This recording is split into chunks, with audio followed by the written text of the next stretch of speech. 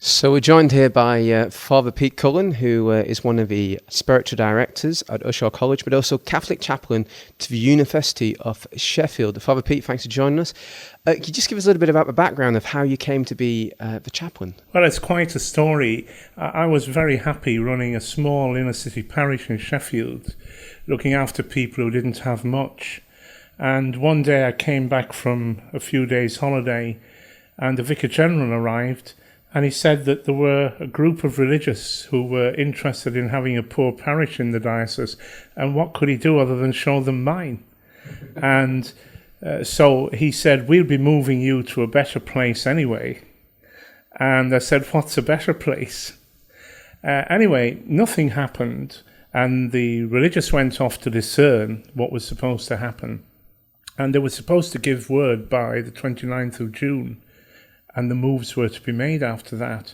And they didn't give any word. So the moves were made, and I was left where I was. And a week later they came back and said they wanted the parish. To cut a long story short, that left me out of a job, surprisingly with nowhere to go. So I was appointed to the university chaplaincy, where there was a religious priest at the time. And then he pointed out to them that, in fact, his contract said that he had to be given a year's notice. So that left me hanging loose for a year. So I got a sabbatical living in Jerusalem, which was highly formative and good. And then I came to take the chaplaincy. What do you think are the main challenges for a university chaplain? Well, I think in many ways they're the challenges facing any priest. It's a great privilege being a university chaplain because your ministry is in the main to people who are under 35 years of age.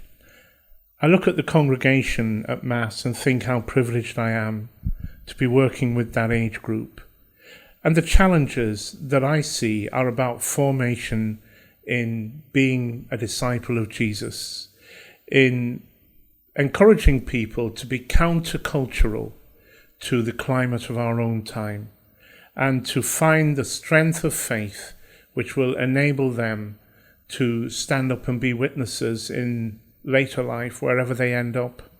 And I see the chaplaincy situation as a great opportunity for evangelization and formation in faith. And Father, how does the chaplaincy work differ from running a parish, from being a parish priest? In many ways, it's very similar in that you deal with all the same kinds of things. Students get bereaved, students become ill, students have faith problems, students can get homesick, they need encouragement, they need friendship, they need community.